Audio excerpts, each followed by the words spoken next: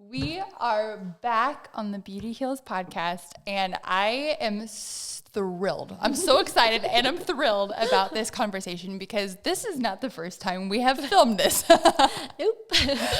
I was, anything that you start, you're like, okay, I'm going to be a beginner, and I'm going to be willing to make mistakes. And this was like not only a learning lesson, but it also was like, this has way more weight, I believe. And I told Justin, I was like, this is a heavier, like, and very needed topic. Not where it's like, oh, this is so sad. Yeah. No, this is very needed. Right. So, but I have my friend Jolie here, gorgeous woman, artist, mom of many. Like, please go ahead and introduce yourself and tell us just about you, your family, anything. I'm Jolie Monet, and I've been married for 30 years and have 6 daughters.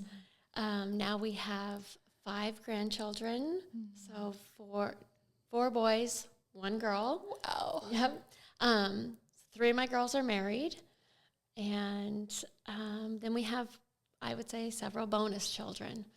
So my kids started just bringing kids home, and we just which is how we got, so I have 5 biological and then 1 adopted. So our second one is adopted, but my daughter brought her home when she was 16. Wow.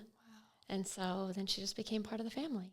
And then that became kind of a thing that my girls did, just bring friends home and kind of just like invited people into the family. That's amazing. And that's essentially like, I think that's how we live our life now then is open door. What my kids call it, like this open door policy. Our front door is always unlocked and anyone is welcome. And so I think growing up in a house that was pretty closed, my parents would probably say that they welcome people in, but it was very controlled. Yeah. And so we just was like, okay, no, front doors. And our last house, it was actually unlocked all the time. Wow. And so kids would just be over there. Like I'd find girls just sitting on my bed when I got home. So yeah, because it's just, a place where people could feel welcome and safe. Yeah. And that's just how we've lived. I feel like that is unheard of nowadays. It's unheard of because you have everybody like looking over their shoulder. Right. Do you know what I mean? So I think like that is like, if someone wants to like have an open door policy and kind of soften into that, like what would your advice for them be? I think the biggest people's concern is fear, right? They have fear of harm. Right. And that is legitimate. Like, that's a real fear of letting people in. But honestly, I feel like the Lord knows. And so it's that coming to a place of trusting. I have to trust that God's bigger than whatever could happen. And we honestly haven't had anything horrible happen. And I think it's just living in that trust and being, wise. Like, so, I have conversations with my girls. You have to have good communication. So they know, like, kind of like boundaries of what can't happen at our house. Sure. Like, so if you have a friend who, is struggling with drugs, they're so welcome at our house, but the drugs aren't. Yeah. Like that kind of thing. So it's just good communication is my first advice. Make sure you're having those conversations with your kids, with your husband. It's a family kind of conversation because there are some things that just, okay, that doesn't work, but they're always welcome. And so, and then we had some safeguards of like, I had access to all their social media and things like that so that if there was conversations happening with their friends, like on DM or those kind of things, I knew what they were. And so kids were sneaking out of my house. I knew that it was happening, and my kids knew that I knew. Yeah.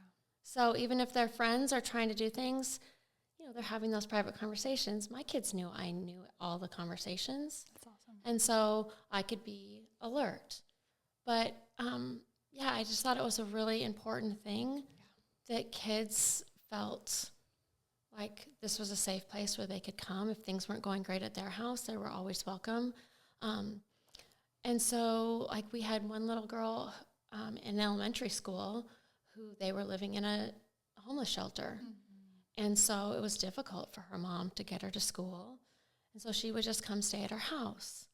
But, you know, she had an older brother, but we couldn't do that, right? So there was still guidelines, because I have all girls, so there needed to be some safety things. But for the most part, it was just like good communication. Yeah. And that's how it worked. That's amazing. Yeah.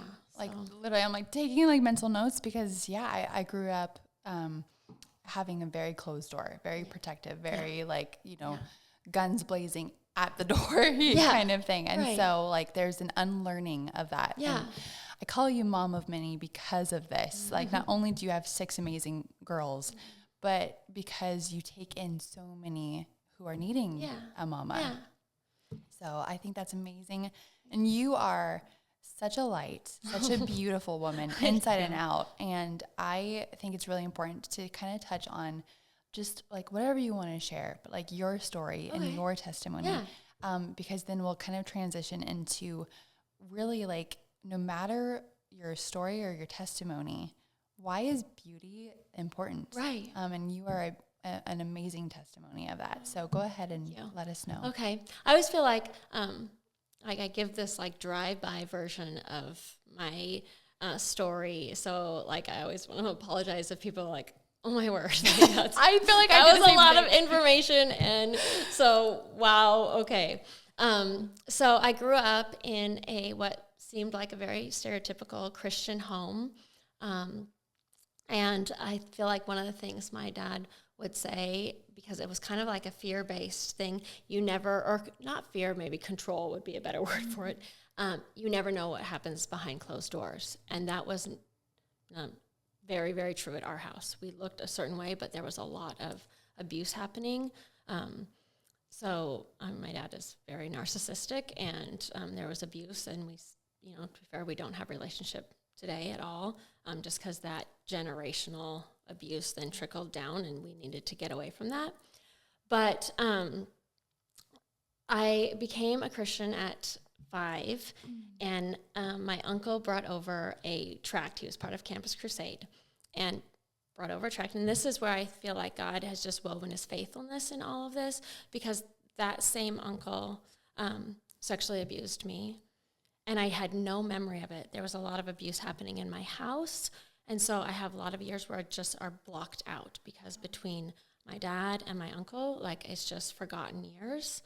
And it wasn't until many years later when we found out that our daughter had been abused by the same uncle that I started having memories. And it's just this thing where, but I can track back and go, okay, but God, you were so faithful. Like, even the fact that I forgot, but then that uncle was a trustworthy person, then I thought, right? So I sent my girls there, and 2 of them were abused. Then, like, but how is God's faithfulness still weaving his story into our lives, and what needed to happen and what needed to be shaken loose at the time that my daughter started remembering, my other daughter started remembering, and I did. You can just see all of that. And so, but because of the abuse, then I suffered from a very severe eating disorder. And I felt like there was like that searching, because I needed to have control somewhere, but God was always bringing in like people into my life. Thankfully, I'll say, because my parents were very image driven, they put us in a Christian school. We were active in church, because it all needed to look a certain way. Yeah. And so, you know, I had people pouring into my life. And then when I went away to college, because knowing that I needed to get some space, you know, I chose a small college.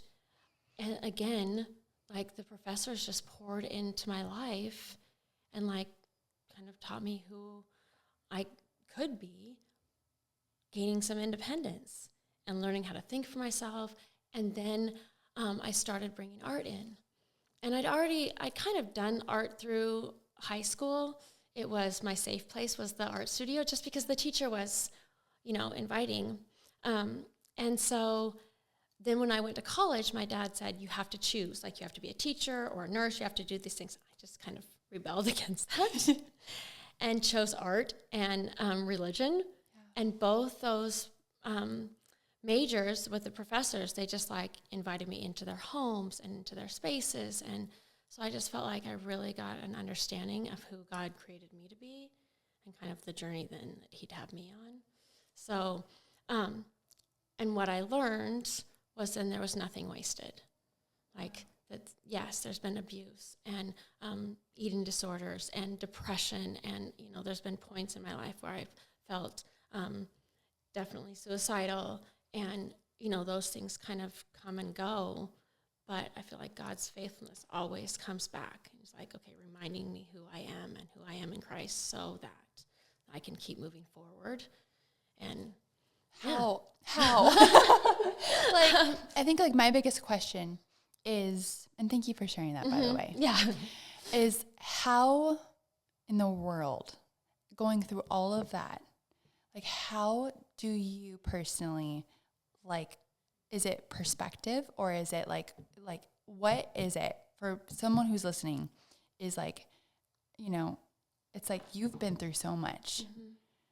But looking at you, I'm telling you guys, like she is one of the most like gorgeous inside and out, like people. And it's like, how did you, I guess like a better question to this is like, how did you not allow your heart to be hardened? I think, honestly, I think there's no other explanation than Jesus, quite honestly.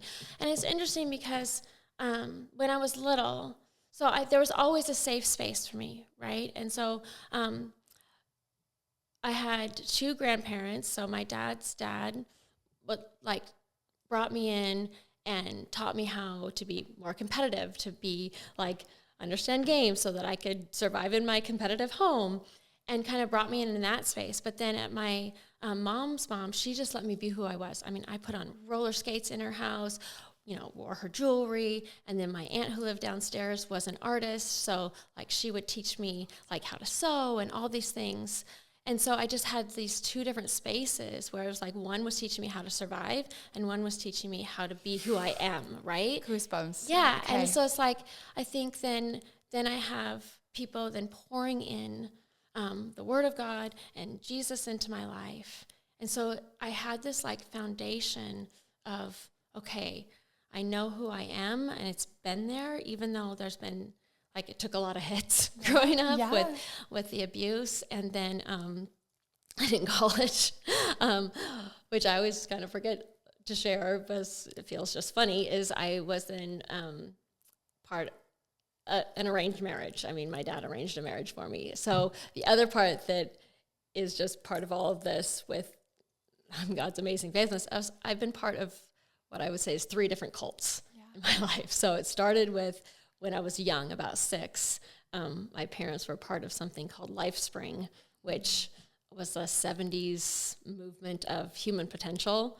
And I went on this bizarre retreat that was like, I can only imagine. Honest to goodness, it's like, I think their goal was to like break you down, but I was like 6. No way. And they separate you from your family, and it's like humiliation is the tactic, and like, so it's crazy. Wow.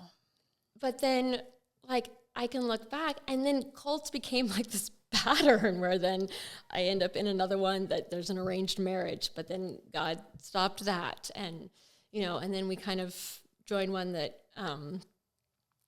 is still like a little fresh. So like the hurt there, the church hurt, and all of this, because they're all like, I mean, not LifeSpring, they weren't claiming to be Christian, that was pretty new age, but like the other ones were, you know, essentially Bible based, but man led with a lot of twisting. And so to recover from that, I think that maybe has been the hardest thing, because trying to untangle the lies. But again, I think it's just the foundation of God's faithfulness. So even when I like talk to women, I always start with write out your story, write out your journey of faith and where you've seen God's faithfulness, because I think we get stuck on the idea like, I'm going to share my testimony and it's not dramatic. It's not anything like, so I don't really have anything to share. No, it's God's faithfulness. See where it's been woven in so you can look back. And I think those are the things. So even now, when I can feel the lies coming up and I can feel the depression coming on and I feel like I can't pull myself out of that, I have this. I can look back and go, okay, but wait, he was faithful here and I survived this, so I can survive this. Wow. And then when I think about that, I can survive the fact that at 5 years old, I met the Lord, but through a man who abused me, but his faithfulness remains the same. And so that part doesn't matter because I can look back and say, but he cared about me then. So through it all, that's where he's, caring about me now. And I think that's the thing. You have to look back and go, even in the hardest, find that one thing where you knew God was faithful and you knew he brought you through. And then you can keep moving because then you'll see it again. That is amazing. It's literally like, it's giving yourself like the evidence. To keep enduring. Yeah. And now I feel like I have more like structured ways. Because, I've matured and I've learned. And so now I have like a list of who I am in Christ. I can look at those and then I can identify lies. I can identify, where the enemy's trying to say those things aren't true. And where I started was I used to write it on my bathroom mirror in like dry erase and just sit on the floor with the lie. And then, because I'm so visual and everything needs to be some kind of like art something. And so I'd write the lie on my bathroom mirror and just sit on the floor and just like look at it, pray about it, look at it. And sometimes it would stay up there for days because I couldn't figure out how to not believe that lie. And so until I was like, okay, no, I know that's not true, then I would erase it. Wow. Yeah. Wow. So, now I tell people, like, you can do that in a journal. I'm not much of a journaler, so, like, but I feel like there's something, like, very, like, potent about, like, doing that over your mirror where you get ready. And you have to look in the mirror. You don't have to, but like, most people look in the mirror when they're getting ready or something. And so I wanted to mention before we, like, move on too much about, like, especially with, like, the church, Justin and I actually had this very interesting situation where his parents called us out, thank goodness, where his mom was like, they spent like a whole day researching about cults. Oh, yeah.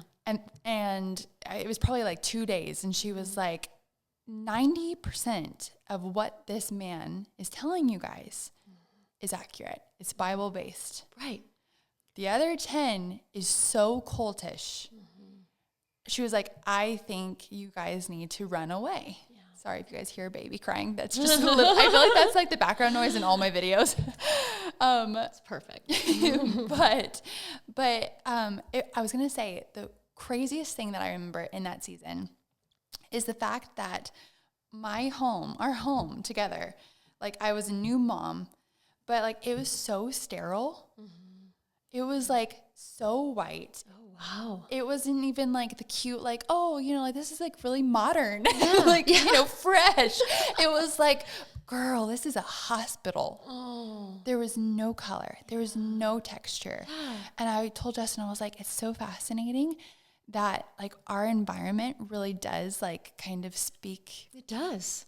Yeah. About what's going on inside. It does. And so it took me about 4 years after that to trust people again, but also to like add other things into like my environment where it's like, okay, it's actually safe to like to be the creative person, because like this culty like situation we found ourselves in was like, hey, like die to yourself. The wife needs to die to herself and to stay home, like die to all your creative endeavors. Because basically, apparently to him, creativity and anything outside the home was from the devil. So it was wild. Wow. And so it was messy, but I just wanted to like kind of bring that up because I feel like it's very interesting how you are writing things on your mirror, truth on your mirror. You're using your creative being to express truth,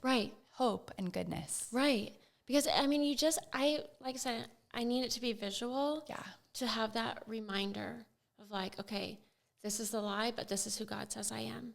And now I can erase that and I can write the truth. And I can put Post-it notes all over. So the kids can see it. Yes. So one of the things we did in our home, because, there's been, struggles. I mean, just because, like, when you are so stuck in, like, a stronghold or bondage, like, it just spills out all over your life, right? So, it was spilling out into our marriage, and it was spilling out into the kids. And so there was a time in our marriage where we needed to have separation. And I can remember then, like, taking my spray paint and starting to just spray, like, murals on our bedroom wall and on the doors and in the girls' rooms, just, like, to find this freedom of, like, this is messy and I don't really know, like, where it's headed, but I need everyone to see, like, an actual sign of healing and freedom. That gave me goosebumps literally everywhere. Like on my scalp. That's crazy. Yeah. Wow. And it was just like, because we'd been so stuck in bondage, like, and it wasn't that I wasn't doing creative things. I was, but it was very controlled because, my husband didn't have full understanding of who I was. And then my parents lived across the street. So there was just so much control in our environment that I was like little steps forward, but always kind of afraid. Sure. And so in that moment, I'm just like, okay, actually, like, I need you guys to see that I'm just going to take this spray paint and we're just going to do, like, whatever, because who cares? Because we're not trying to impress anybody and no one's telling me I can't. And, like, this freedom that then, God started to develop. And then even in that time of separation, my husband will say that was his time in the wilderness and where he spent time with the Lord. And he lived in a, like, very, like, simple environment, no TV, no anything. So he could just spend time, like, soaking up the word and figuring out, like, okay, what do we need to do moving forward? And, then God worked it out. And I felt like, okay, now I have so much more freedom to be creative in my home. And he has so much more freedom to let me have that, because it's, has nothing to do with me trying to take control or take over our space, or, like, we can learn to work together. Yeah. So I love that. Yeah. I feel like what were, like, did your family ever have any, like, questions when you were like, hey, I'm going to spray paint the house? Like, you know what I mean? What was it, or has it been something that they've always seen? I feel like in some way it's something that they've always seen, even though it was a lot more controlled. I think I would, I would put art supplies out on the dining room table, and I would just let the kids do whatever, invite their friends. And so I always kind of put my mess out where people could see it. And I think, that's one of the things that used to drive my husband crazy, is like, why is your junk everywhere?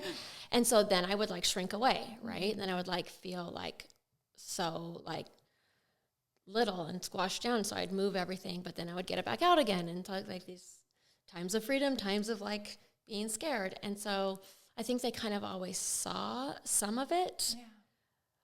But then, I don't know. I just kind of, like, I don't feel like they did question, because it probably was just like a way of, like, you're like, this is the way we're doing life. Yeah.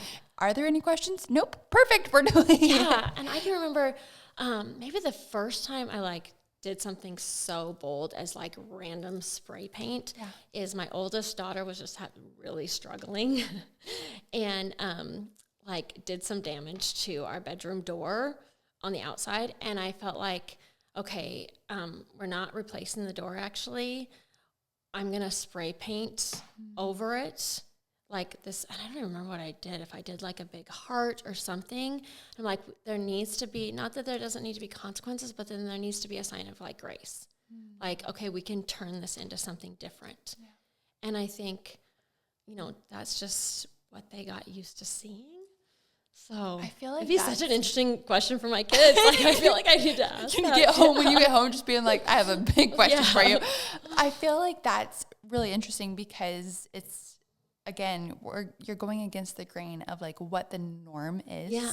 And I feel like the authoritative, like, let's discipline immediately, that's not okay kind of thing. but it's like you're meeting them with like, hey, like we don't do that, but also there's so much grace. Like let's actually turn this into beauty. Right. Is not the norm. Like it's such a beautiful and needed way. Yeah.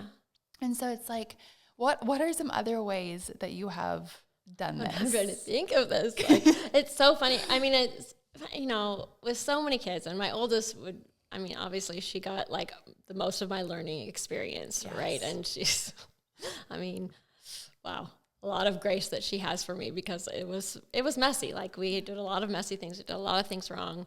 But I'm trying to think of some other ways that, I mean, what I used to do just for the kids, like creatively, or like to have conversation, and I did it probably mostly with our adopted daughters, I would just bring all sorts of like art supplies onto my bed, and it'd be a way to start conversation. So if she was really struggling, then okay, let's just do this and see if like then we can have actual conversation that didn't feel so like forced. Does that make sense? Like, yes, it's like already readily available. Yeah, you know you need to have communication, and you know there's hard things going on, and maybe even some things need to be addressed. But like, let's do it in a way that we're being creative, so it feels like your nervous system is like relaxing, right? Yes. And so I can remember when one of my daughters, when her boyfriend that she'd been dating for a while broke up with her, and she was devastated, right? And I feel like, okay, like how do I help her move forward without being like, okay, it's time to move forward now. So we did like big art projects where I just gave her canvases and magazines, and we're going to rip this up, and you're just going to create something, whatever. It doesn't matter what it is. And you can throw it away, you can keep it, but it's just like, so you can process through. And then I think I've told you the other way, where like, if you're angry, like how are we going to process through our anger when we're really frustrated? So I created a space where then we can throw dishes against the wall outside. And I think that's just like gave them a place to say, okay, I have these emotions, but like, what else can I do with it?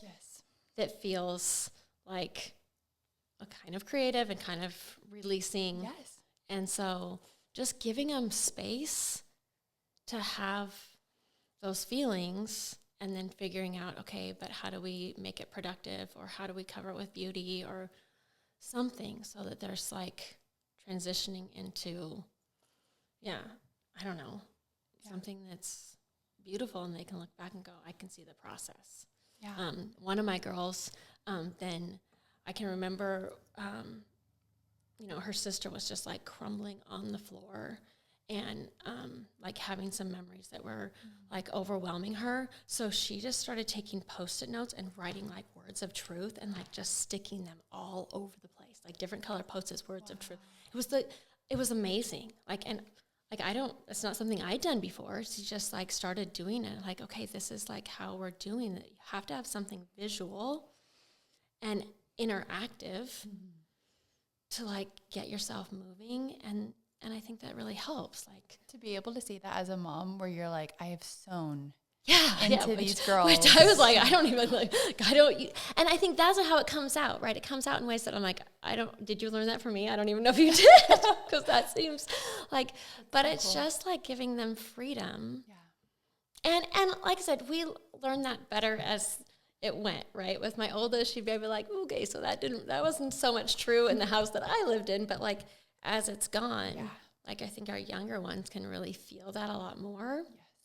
And so, and even how I started to create, like I moved my studio out to the family room, and I just create right there, and they can see like, okay, mom's having a really bad day. That canvas is black. Like, hope that changes. It's like the mood ring. Yes, exactly. And so I think just being able to see that it's okay to process your emotions, and then be able to move forward and go from dark to light. And that's okay. It's okay to have dark, and then we move into light, and to watch that process happen. Does that make sense? Oh, so much sense. Like rambling nonsense over here. No. I feel like we're getting practical tips. Of like literally like, because when you were talking about like just even like throwing the plates, I was like, that is so real. Like I love that. And if you have land, or like a place in your, Right. you know what I mean? Like, do it. Yeah. Oh yeah. Do it. Yeah. It was funny because we live on not a huge piece of property, but it's deserty, and so we have some space, and I just found a place that I thought was on the side of the house, right? To throw and whatever, like it's whatever. And then one morning, my husband looks outside our bedroom window, and he was like, "Is there like broken glass out there?" And in case anyone's wondering, if you throw a Jenny Kane candle against the wall, they do not break. So, like, yeah. Jenny Kane! Yeah, so super solid candle structure, really proud of that. Like, if it falls on the ground, it's not breaking. Oh, my goodness. Because I had taken the, empty candle and taken it out there. And he's like, there's a Jenny Kane candle out there? I was like, oh, yeah, because that won't break. Like, tried a few times. Seriously, will not break. Incredible. Yeah, so I don't know what she's using to make those candles, but they're solid, man. Golly. I feel like Bushy should be like sponsoring. Yeah, you. right. They just give like, You're I'll give you welcome, all Jenny the Kane. candles. That is incredible. What would you like share with any like mamas who are kind of like, it's almost like if like a vessel, right? And what you're talking about is like you are giving these tools not only to yourself but to your family to have your vessel be like clean and having the emotions come through, Right. and not judging these emotions, Right. And so beauty is like one, like I would even call throwing dishes beauty, because you're taking something and you're saying like this is like you're alchemizing all of the materials that you have. Right. You're taking what you have and then you're making something out of it, Right. even if it's broken. Right. And then you can maybe even make some mosaics. Right. I've thought about that. I've thought about going out there and That'd be collecting it. so I haven't done it yet, but I mean, I think that whole concept of, and I'm totally going to butcher the word, but kintsugi. Yes. Yeah. Yes. Where you take the broken pieces and make something beautiful. Yes. Like, I mean, With like there's the gold. no better picture of God's redeeming love for us and what he does with our mess than that. Like, it's not just broken pieces in a mosaic. It's broken pieces with the gold and the precious metals. I mean, that's amazing, it's right? Amazing. And so, like, that whole concept. But I think part of that is, and I had someone say it so beautifully once, like, where she just empties herself out every day. Yes. So that then she can be refilled in the morning. And I think that's such a beautiful concept, and trying to understand what that means. Like, sometimes that means emptying myself out means I'm going to throw something against the wall. Sometimes it means writing something down. Sometimes it means writing horrible things down in a journal, or putting it on a canvas and then covering it up. Like, whatever it is, that whole process of emptying it out. And I mean, for some people, it's as simple as saying a prayer. But I need to be a lot more active. So sometimes I need to write a bunch of profanity on a canvas, or throw something against a wall, or rip something up, or write a nasty letter that I'm never going to send. Yes. I feel like everyone probably needs to do with some of these. Yeah. You know what I mean? But then once I let it go, then I feel like I've made space now for the Lord to pour in. Yes. Right. So I think it's that, but a lot of it is just having the language for that, because I think we just don't always have the words or the language to explain what needs to happen. I think that's so important, is to have that language of like what freedom looks like, and what breaking down strongholds look like, and identifying the lie so that then I can know what the truth is. Yeah. I think those are the things that have, especially in the last few years for me, 'cause now I teach a class called Knowing Freedom that's written by this fantastic couple out of Tacoma, Washington, and they just give the language for it. Okay, what is a stronghold? What are the lies? What is the root of that? How do we break that down? How do we lay it at the foot of the cross and leave it there? Wow. So that the Lord can pour in? And I think that's, now I'm going to get all cry, but like, that's the thing, that people just don't have the language to go, I get to do that. I get to drop this lie at the foot of the cross and then fill it up with something else. And that there's no shame in that, right? Like, I think that's what we get stuck in, is I've been believing this lie, and then we hold on to the shame. And I think, like, let go of that. Like, everybody has stuff. Everybody has lies they're believing. And just because I laid it there like 2 months ago doesn't mean like in a few months I'm like going to pick it back up again, because that's the reality. The reality is it's a constant. There's things every day that I'm believing that aren't truth. And every day I need to go and lay it down so that he can fill it back up with truth and his beauty. And so I think it's just realizing that. And then you can even find beauty in that, right? Yeah. There's beauty in laying it at the foot of the cross. And so I can find where God's bringing his light into the darkness and go, okay, that's okay. Because, you know, I wouldn't be who I am today without those hard things, without the horrible things. And this whole process of what it looks like. And then now I get to tell someone else, like, okay, we get to do this. There's freedom. Yeah. And you don't have to keep living this way, and it doesn't have to be this hard. Because, you know, there's hope. I love all of this because, like, one of my questions was, like, for someone who is, like, feeling like their vessel is not being emptied. Right. What are some, like, simple ways? And I feel like you already named those, where it's like, say your prayer. Yeah. You don't have to, like, if you get anxious thinking about, like, making a mess or throwing dishes at a wall, like, you don't have to do that. You know what I mean? But you should get to that place. Okay, because it's pretty awesome. I feel like, you know, like, regardless of, like, what kind of, like, sensory level you need, Right. I think it, like, everyone should benefit, like, could benefit Well, there's from this, that. like, I think part of it is, and I learned this in therapy because, you know, a lot of years of therapy, a whole therapy team, you know, to get me to where I am today with the eating disorder, with the depression, all the things, the abuse. But one of it is you have to move your body, right? And that was really hard for me at first, like, to have this freedom, like being emotional, like take a walk or do something, like, you know, it was really hard for me to get to a place where, okay, I'm free to just move, and in movement, that's actually good. And so to stand up and paint, or just, like, honestly, I mean, you know, if I can't get outside to throw things against the wall, or it's just, like, you know, not the right timing, just, like, big movements of literally writing swear words in black on a canvas. Yeah. Like, it makes me feel better. So I can move my body, so I can get it out. But it's like that action of, like, emptying. Yes. And then, okay, so then now what? Now I sit there, and sometimes you are just sitting there with it, like, okay, and then letting the Lord fill it back up. Yeah. And so, yeah, I just feel like there's that movement that needs to happen. But again, it's having the freedom and the words to say, like, okay, this is what I'm doing, and this is why I'm doing it, and that there's healing in that. Yeah. And there's something beautiful even in the black canvas. Yes. There's something beautiful there. Because you're actually moving it out. Yeah. Yeah. You know So it's just like this process of, like, healing, even though it looks really dark right now. Yep. And I don't know, maybe it'll stay that way. It usually doesn't. But, like, it's just like this beautiful process that you have to kind of embrace. Yeah. And I think people just don't have the words and the language for it.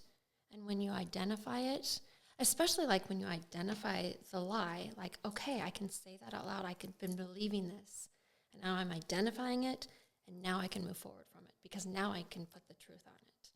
Yeah, and it's freeing. It's helpful. It's so really freeing. And you're teaching, like, the healthiest coping mechanisms, like, so healthy. And I feel like that, you know, in a world where we're losing a lot of this, it's so important to talk about this. And I think, like, when we first filmed it and we had technical difficulties, I almost was like, I told Justin, I was like, we need to protect this next episode with everything we can. Yeah. And he was like, done, you know, because I think it's just, like, this is so important and so valid. And I think a lot of women are either, like, just, they don't know where to start. Right. Or they're anxious, because sometimes I'm like, you know, you were talking about your daughter, of, like, she was struggling so much, where it's like the other sister was helping put, you know what I mean, the sticky notes around, and I'm like, I've been there where I've been couch bound, you know, and I'm like, I think it's just so important to, like, be there for each other. And I think you're doing a great job with just being a light for your family and your community. And I can speak, for that. Well, I just feel like a lot of times, especially as women and as young moms, right, we're so focused on our family and our kids, and that's great.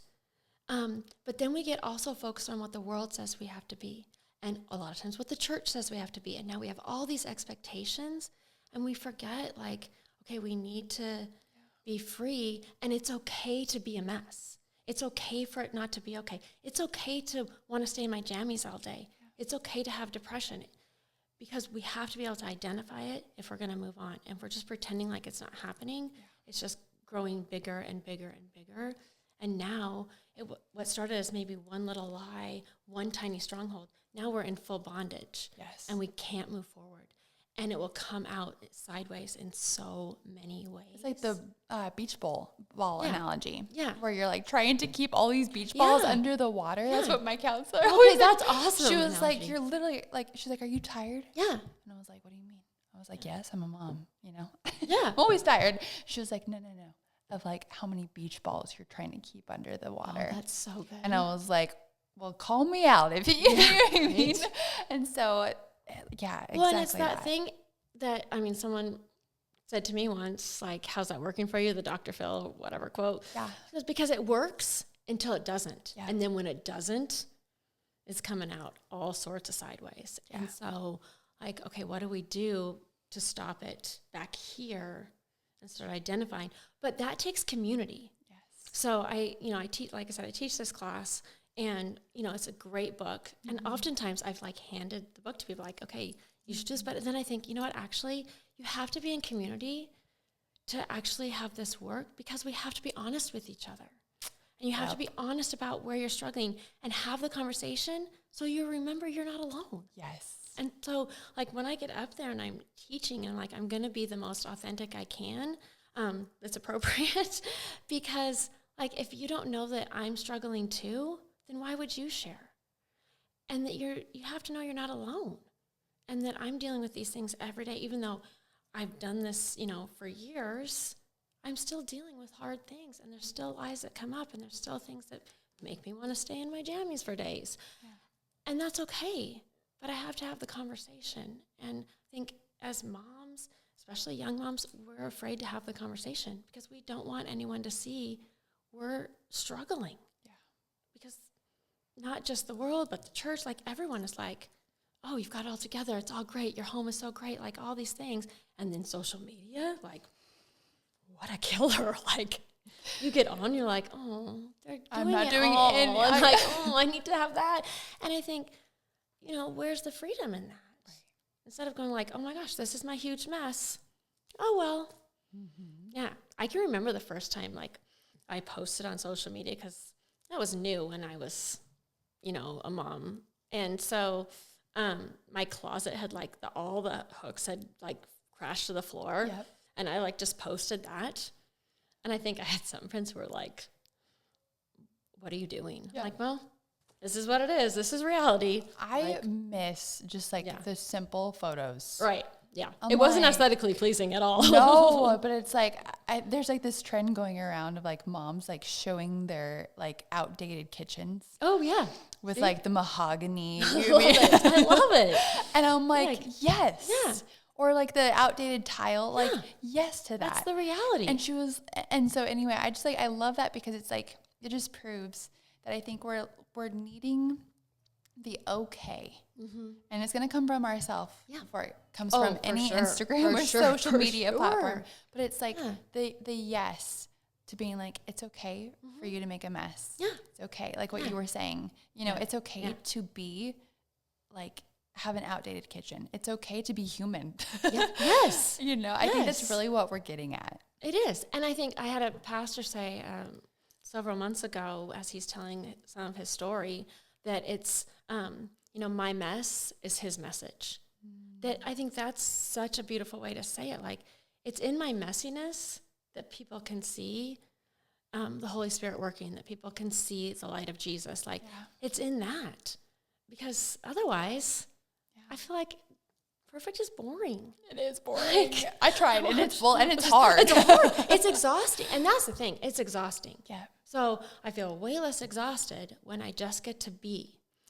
And, like, I get to have these conversations. I always tell people, like, I'm having these conversations in my car all the time. Like, if I'm frustrated with someone, like I start having the conversation, and we think we all do it, right? Yeah. Like what I would have said, how I would have responded, or next time when I see him, I'm going to say it this. And then I'm like, then I'll take that and I'm like, okay, actually, Lord, let's have this conversation. Mm-hmm. And then that freedom of like, okay, now I'm laying it at your feet, letting it go. Now I can move forward, and I feel so much freer. Yeah. And we tell people it's a process. Like, I am more free today than I was 6 months ago. And, 6 months from now, I'll even be more free, because it's just this constant process of moving forward and having conversations and understanding that it's okay to have these like hard things, but then how do I process it? Yeah. And so, your life is such a beautiful example of just like the artistic worship. Like that's literally what it is. Yeah. And I think, like again, whether you're super creative like us, or if you are like, I love working out at the gym, because sometimes like a couple days ago, I actually came up here in my studio and I was like, I think I just need to paint. I need to paint. Mm-hmm. And then I'm painting and I'm like, I am angry. Like I'm really angry. Right. And I'm like, nope, I need to go work out. Like I need to go run. Yeah. I just need to run. And then once I was running, I felt it boiling up in my throat, and I just let it go. And it was incredible. Yeah. And it actually started to rain, which like I am such a like 4 on the Enneagram. So I was like, yes, Lord. And so it was just, it was so cool. But I was just like, okay, like that's what my body actually needed, was this like physical output. Yeah. That painting couldn't really necessarily give me. Right. So, yeah. And it's that movement. Again, it's movement, right? Yeah. Yeah, for a lot of years, I did marathons. Cool. And so that does not surprise me. But I needed to have that space of just like where I'm working things out. And also, quite honestly, a little bit of the physical pain. Yeah. Like, yes. I need to understand it. And so, at the time, 5 kids, I also needed that time away for training because I'd be gone for a few hours. But sometimes that's what I needed. So I did triathlons and marathons just to like, okay, working it out in a different way. Yeah. And that's the truth. Find your thing. Yep. And it's not always going to be the same thing. Like here, there's a season for this. And like even for you, you came up to the studio. It wasn't that day. Going for a run instead. Like you can have I think that's where we get stuck. And we were just talking about this. We get stuck in the place where like, I need to find my thing. Mm-hmm. What is it that I like?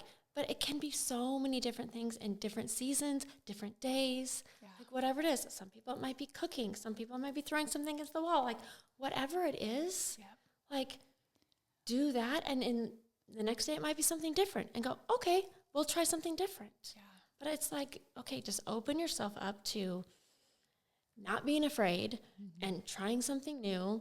And it might work, it might not, and then you'll know. Like a great example is like one day I want to naturally die, but I have no patience, or just like, it's a very like gentle, like exciting process, but I'm like, I can't do this. Like I have tried so many times, and I'm like, my brain is like, girl, we sucking down air. Like this is like I can't do it. And so it's like these short bursts of just like abstract paintings, quick weight training, stuff like that. And so I think, thank you for just like your examples, because like even for me, I'm like, oh my gosh, like I could do that, Right. So. Well, and even like I was just telling you, I do the lino carving. Yes. Like it's a whole new way. She made this. It's so good.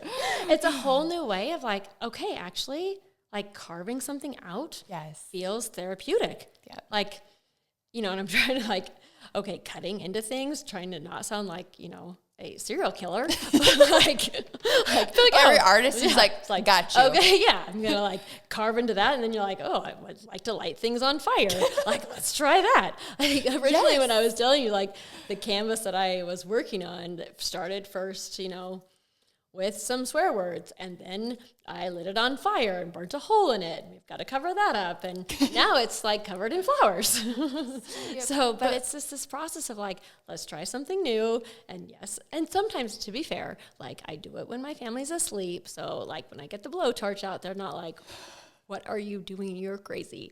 So like sometimes I do the crazy things when no one's around. So, but I just got to kind of work it that out. sentence alone makes me love you so much. Like, while everyone's asleep, I get the blowtorch out. It's just the best. Try not to burn the house down, but Yes. But in that, I feel like my kids have found freedom to do like the, kind of off the rails thing. Yes. So, because you just have to kind of try something new and go, okay, well, that didn't work, or I made a mess and whatever.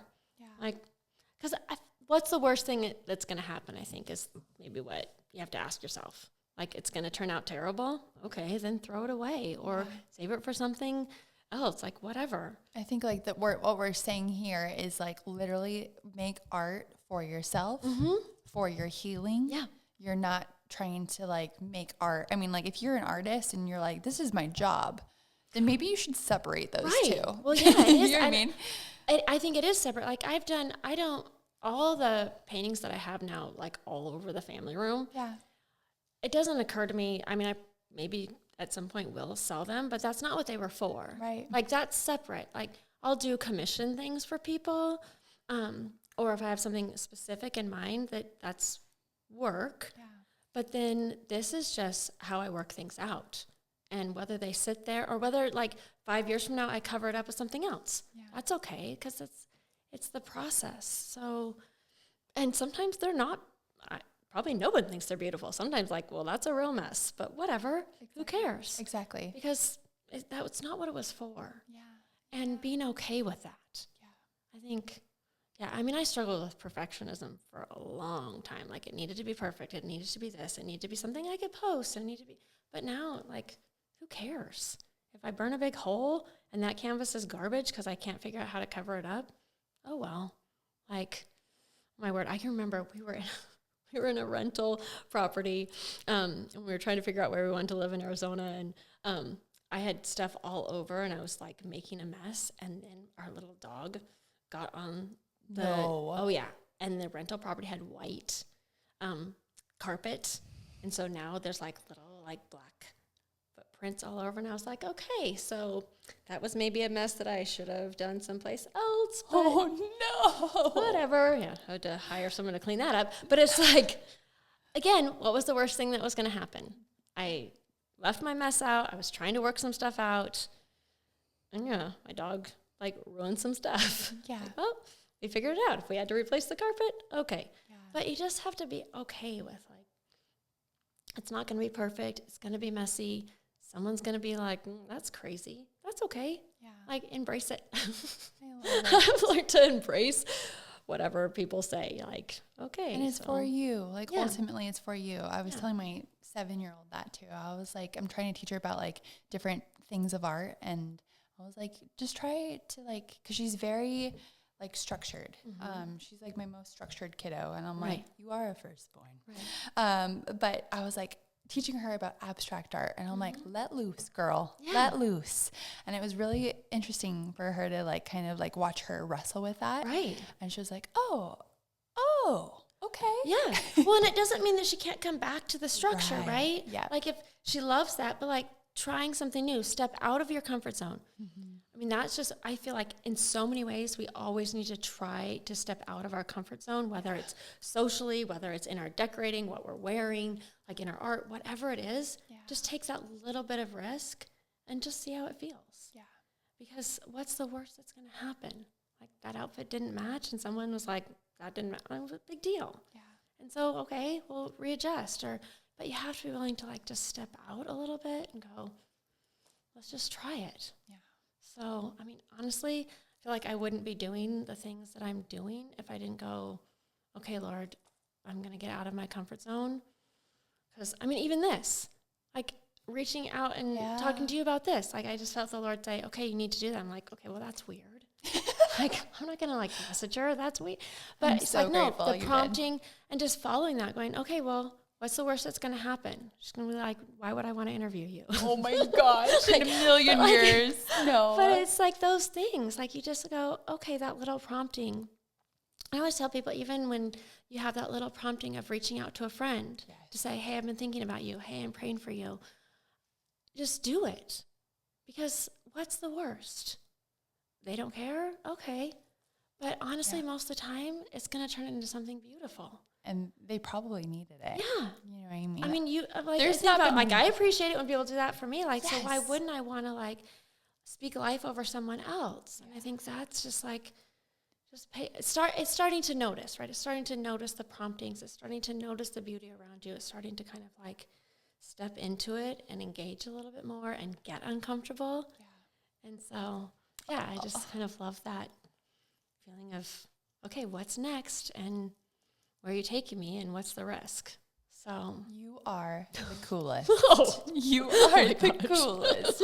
You have to let me know if you ask your girls what their opinion of like all of the art. But I'm going to like share some of your artwork too on my on the Beauty Heals podcast Instagram, because I think what you're speaking of, like what you offer, like all of it, your wisdom is so needed. And so I'm just so grateful that you came out and that you were brave.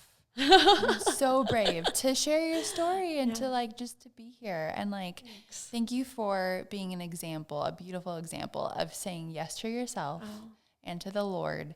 And yeah, I just appreciate you. Oh, thank you. Well, thank you for having me. This is, I mean, it's so fun. I love that you're doing this. I love that you're, you're being brave. You're getting out there and, you know, sharing your art and talking about how beauty healed you. And I think it's so important. I just feel like it's giving a space for especially young moms, because I feel like they just need to know that they were so created uniquely, and it's so important to give them that voice and go, be who you are and be who God made you to be. And, you know, he's originally uniquely designed you to live, you know, bold.